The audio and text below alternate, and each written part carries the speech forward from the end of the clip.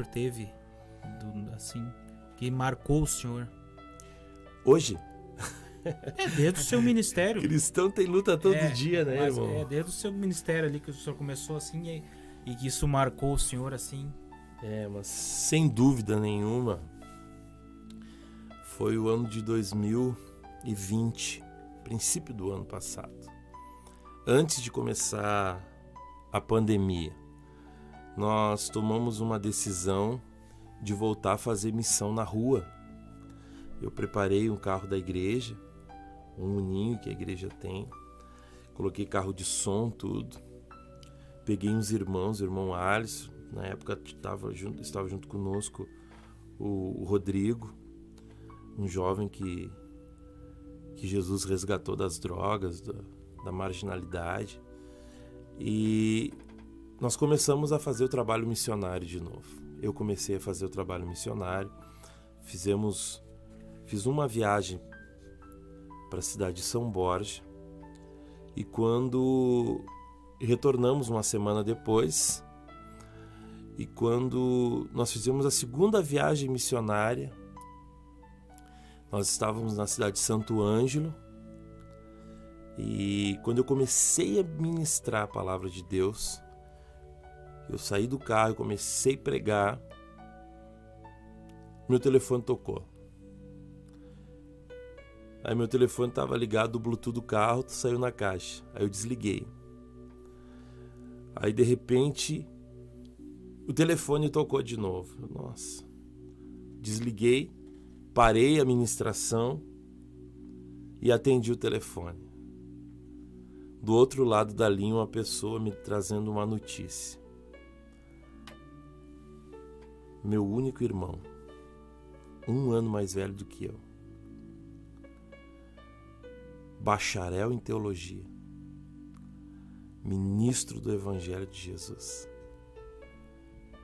tinha falecido tragicamente. Do nada, assim. Do nada. Pregando a palavra de Deus, vem aquela notícia, o rapaz que me ligou, era um sobrinho meu, e ele me disse assim: tio, confirma para mim o nome completo do tio Dirceu. Aí eu confirmei, aí ele disse: não, é ele mesmo. Eu recebi uma notícia agora que ele morreu afogado. Ele gostava muito de pescar e foi numa pescaria e acabou caindo no rio com muita corredeira e acabou falecendo. Ali, meus irmãos, ali eu pude entender que fazer a obra de Deus, tem uma canção do Samuel Mariano que fala, né? A chamada de Deus, ela vem acompanhada de sofrimento. A chamada de Deus, de lutas e lamentos. Mas ela é garantida, a vitória é garantida para aquele que prosperar, e aquele que insistir, e aquele que continuar na obra de Deus. O senhor era muito próximo dele, professor? Muito, irmão. Muito ligado. Só para vocês terem uma noção, a gente não se cumprimentava de apertar a mão, era um abraçando e beijando o outro quando a gente se encontrava. Era muito pouca diferença, nós crescemos com 1 ano de diferença apenas. 1 ano de diferença. Nós éramos muito ligados. Muito mesmo. E aí tu tem que procurar força onde? Aonde? No Paracletos, no Espírito Santo. É só Ele que vai consolar o coração. Deu vontade de parar, professor? Não deu vontade de parar. Eu me deu vontade de não ir para Alegrete e continuar pregando a palavra naquele momento. Mas aí eu sabia que eu tinha que dar força para minha mãe, para as minhas irmãs. E eu peguei os irmãos, nós entramos no carro e os irmãos assustados, não estavam entendendo o que estava acontecendo. E eu só falava glória a Deus. Porque Deus é fiel. E eu vim de Santo Ângelo para Ijuí, dando glória a Deus, e eles perguntavam o que houve. E eu falei para eles, Jesus recolheu meu irmão.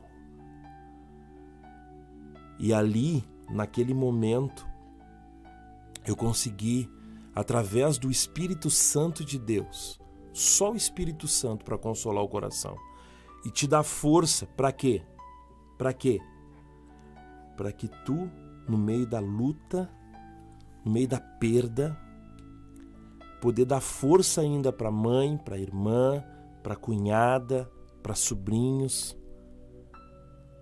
E aí Deus preparou algo e tu não entende os propósitos de Deus. E eu ainda tive que fazer o ato fúnebre. Você está entendendo? Força. Vai tirar força de onde?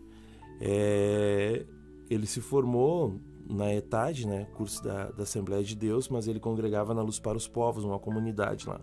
E cheio de pastores, e o bispo da igreja que ele congregava estava lá. E eles, não, pastor, o senhor vai ter que fazer. O senhor vai ter que fazer esse ato fúnebre. E eu fiz, e ao finalizar, o Espírito Santo, eu estava tão tomado do Espírito Santo de Deus, e que Deus, ele faz um apelo aqui.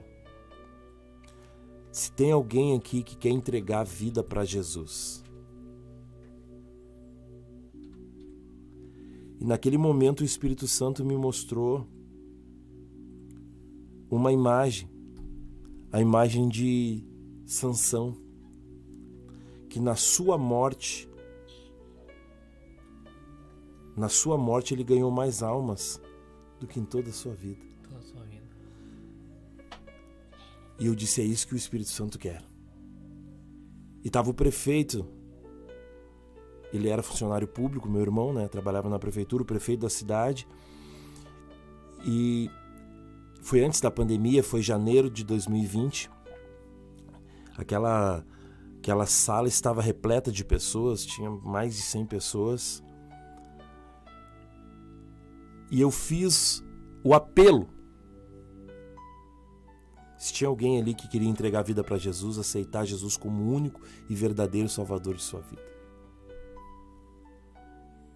Mais de 40 pessoas aceitaram Jesus. Glória a Deus. Mais de 40 pessoas aceitaram Jesus.